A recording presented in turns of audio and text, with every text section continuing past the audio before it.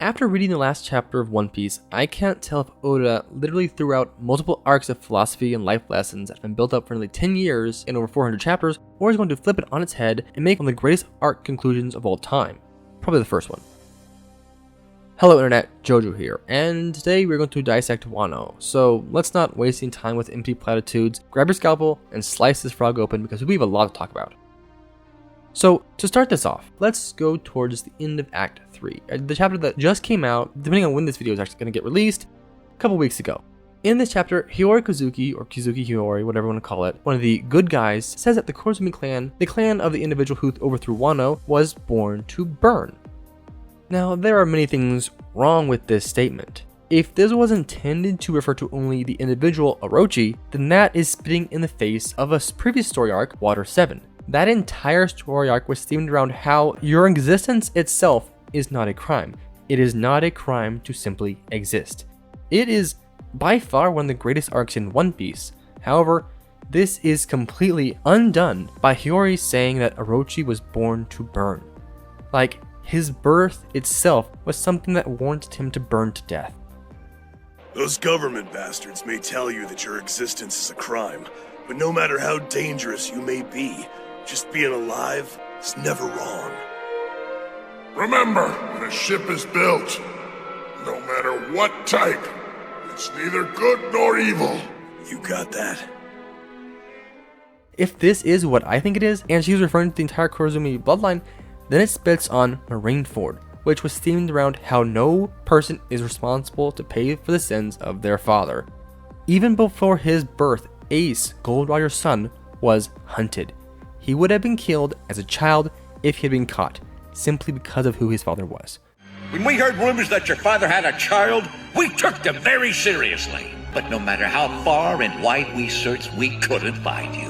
Our child was born with the blood of the world's most odious villain in his veins.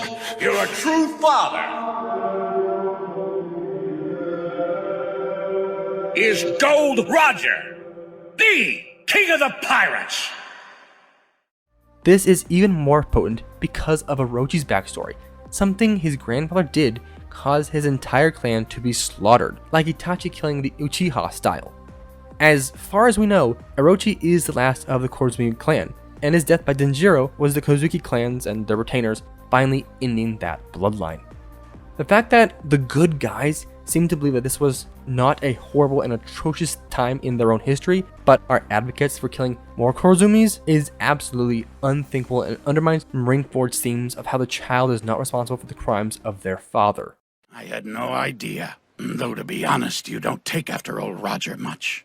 Don't you want to kick me out? The look on your face, I thought you had something important to tell me. I don't care where the hell you came from. We're all children of the sea. The last idea that people use to justify this statement is how the Kurozumis, which can easily translate to coal, was born to burn, was to contrast how Odin was not Odin unless it was boiled. But that's simply a very sucky contrast. Odin, the person, is the one who said that about himself. He embraced it, if not invented that phrase. It was not Kaido that said that about Odin as he laughed on his grave.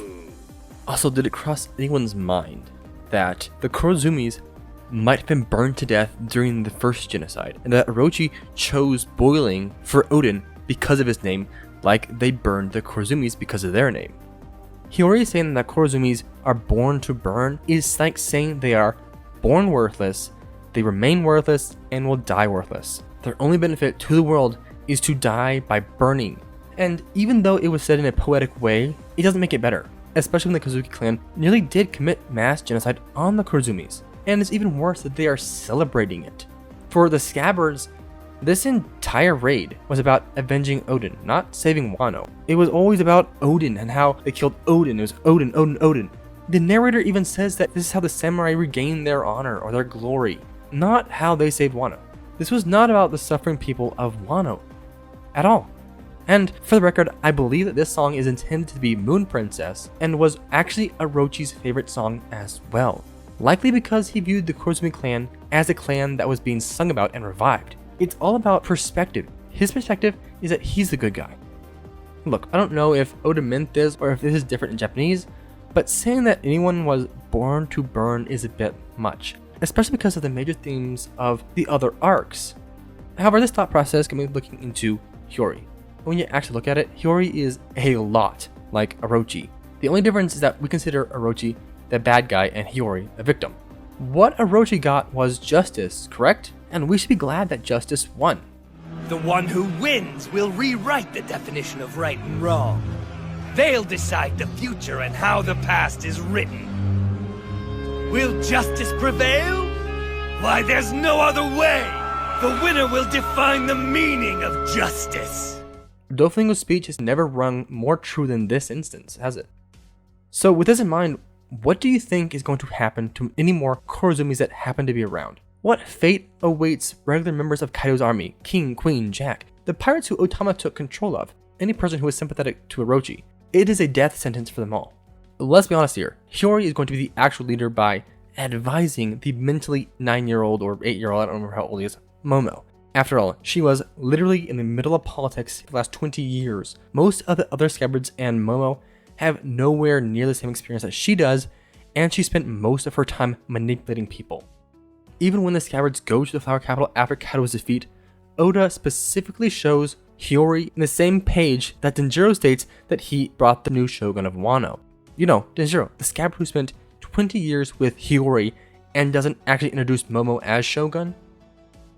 If Hiyori is so hateful of the Kurozumi clan, then I can't really see a reason that she wouldn't hate Yamato for the same reason that she hates the Kurozumi clan, her blood. I wouldn't actually be surprised if Wano decided to align themselves with the world government, spurred on by the absolute butt-whopping that Green Bull nearly dished out. Lastly, the fact that the narrator states that we might return to Wano makes me think that something bad is going down soon. I predict that Hiyori will take control of Wano, she'll carry out a mass execution of Kaido's subordinates, Orochi's government officials, and anyone else who was ever loyal to Orochi, and probably anyone who served him ramen at any point in his life. I believe that she'll tear down Wano's borders and take control of Pluton. This would allow her to become a major threat in the world, and Luffy would have to return to stop her.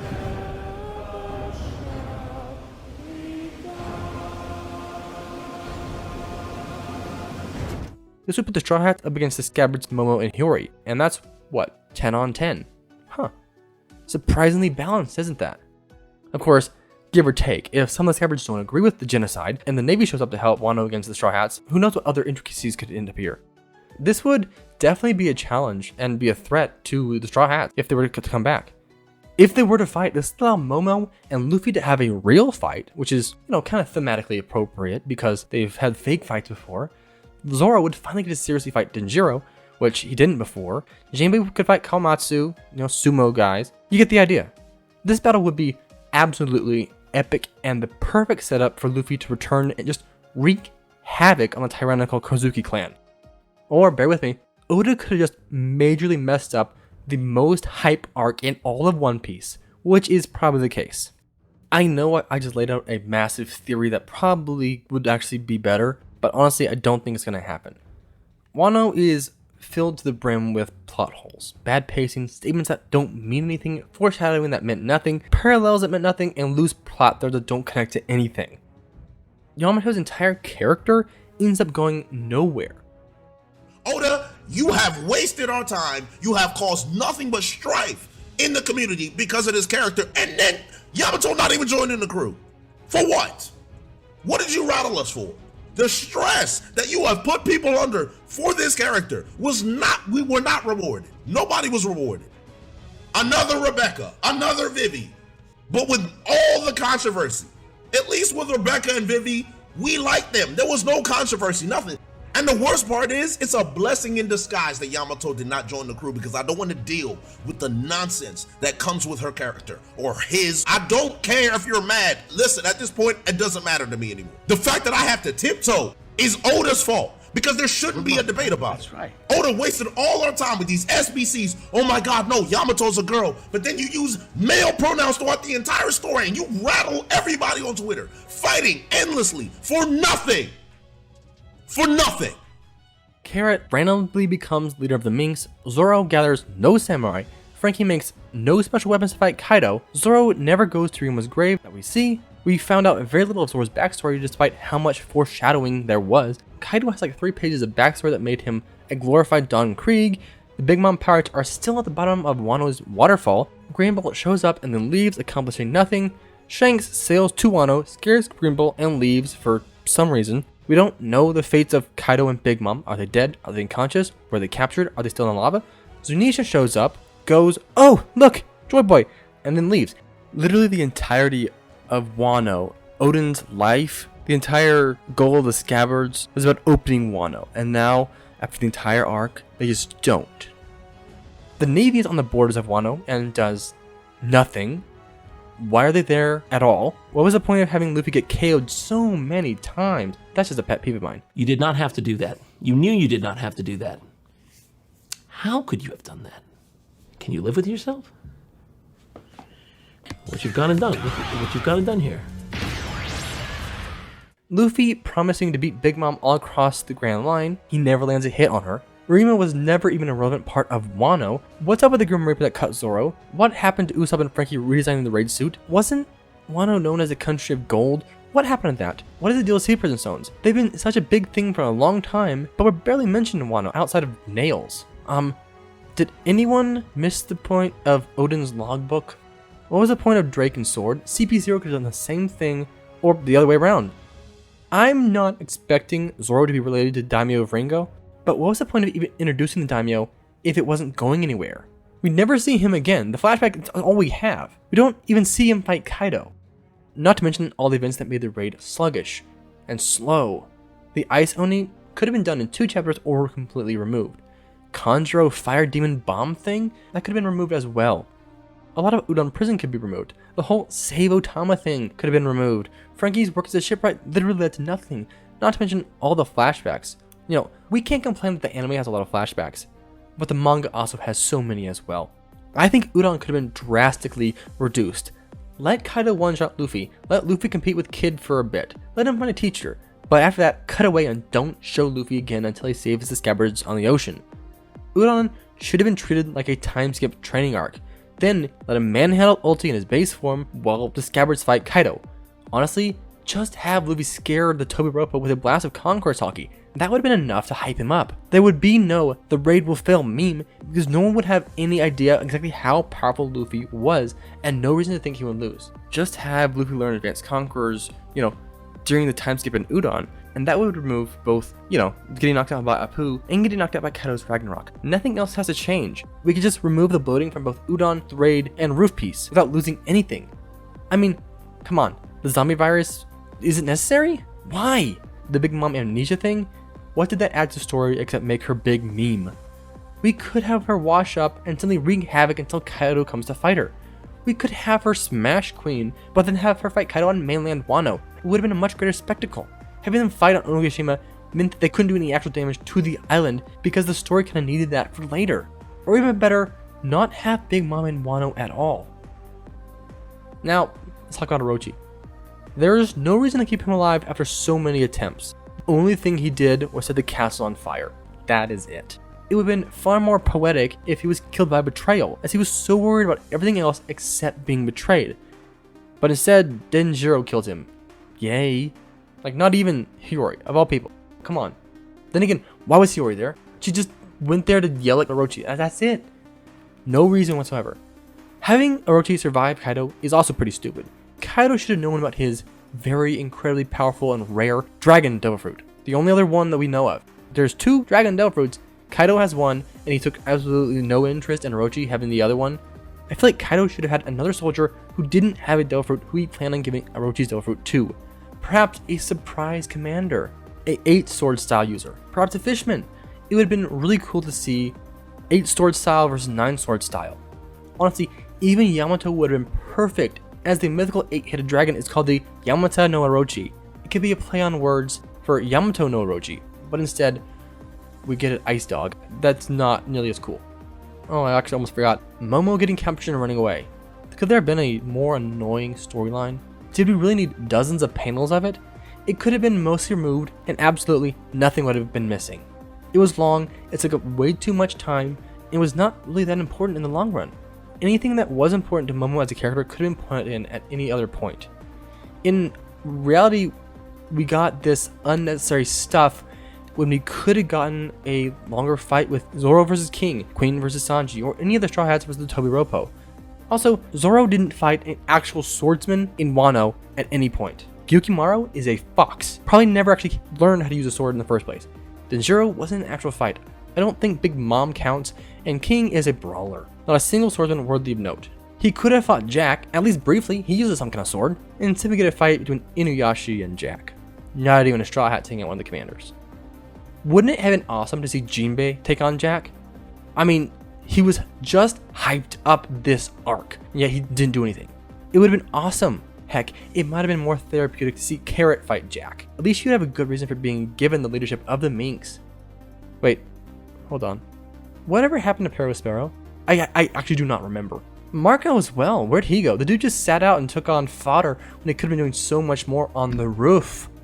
Oh shoot, also Otama. I forgot about her. She was 100% unnecessary. Just have Luffy or Kaido blast some Conqueror's Haki around, or even have Luffy and Kaido's sky-splitting clash knock out most of the armies. I mean, Luffy knocked out more people on Fishman Island than were even on Onigashima when they were fighting. Guys, for the record, I did not like Wano from the very start. I think Kaido is a boring trash character. In fact, I kind of predicted that he would stay that way. I thought Yamato would be far more interesting and have much more impact on the story. I don't think Wano could have ever lived up to the hype that it was given. But that is by no means an excuse for the, it actually pains me to say this, abysmal writing. I'm sure that a few of these things will be explained later on, but Oda simply cannot answer them all because the time has passed or they're not even relevant anymore. If I have learned anything from Wano, it's that Oda simply cannot write large-scale battles with dozens of characters. He doesn't understand why less is sometimes better. Marineford was great because there was no character development of any of the side characters. Wano is what happens when Oda tries to develop every character present in a Marineford-style arc. That's it.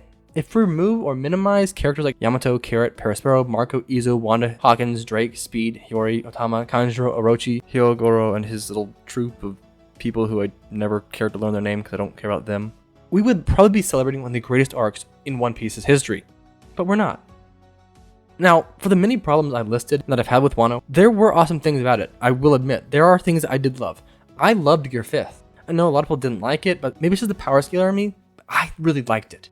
I really enjoyed the spectacle of Advanced Conqueror's Haki, though I am not quite sure the details of how it differs from Advanced Armament. It's still really cool to see, especially when Luffy got his sky-splitting moment, finally after all these years. How Shanks used Conquerors is pretty cool. It was good to see Ashura again. Sanji's raid suit was a super unique ability that I really wanted to see more of. It's something we don't really see in One Piece ever, but we know how that went. I also like how his body is kind of unlocking his DNA powers, whatever you want to call it. That's also pretty cool. The setting Onigashima is absolutely amazing. It's a giant skull of a monster that we don't know anything about. Huh. You'd think that we would get some hint about that. But despite how amazing Onigashima was, I just wish we didn't see so much of it that it became boring. What the hell are you doing? Bored. What? Bored! No. Bored! Bored! I mean, after 100 chapters, I'm ready to move on to a different setting.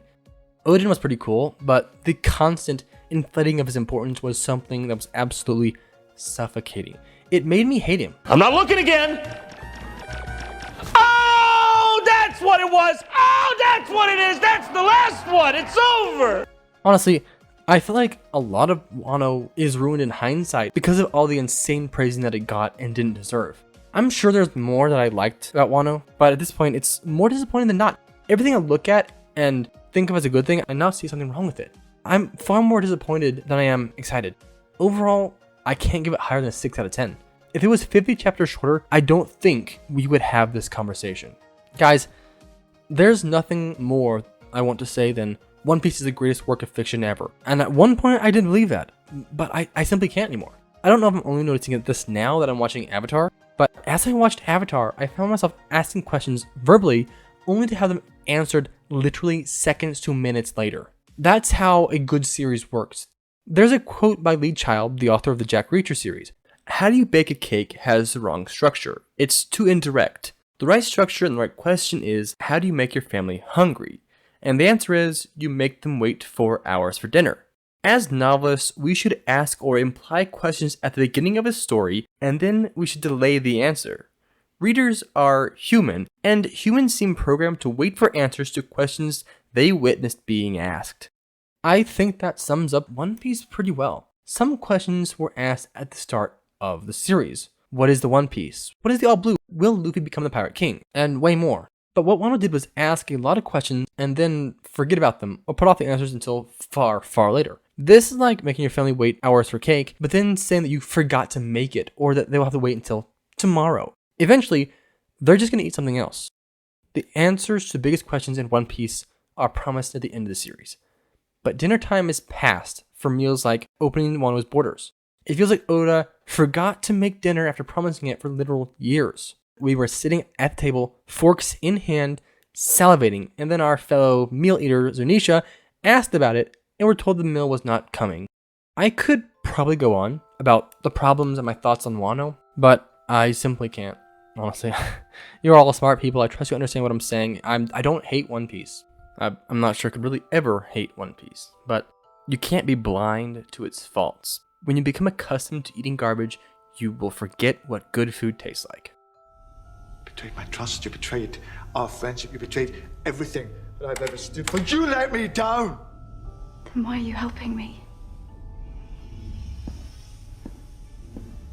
Do you think I care for you so little that betraying me would make a difference?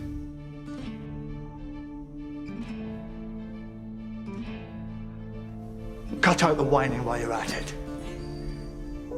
We've got work to do. So thank you for watching. See you next time. Remember to stay spectacular. JoJo out. I'm going back to power scaling. It's not as emotionally draining as this.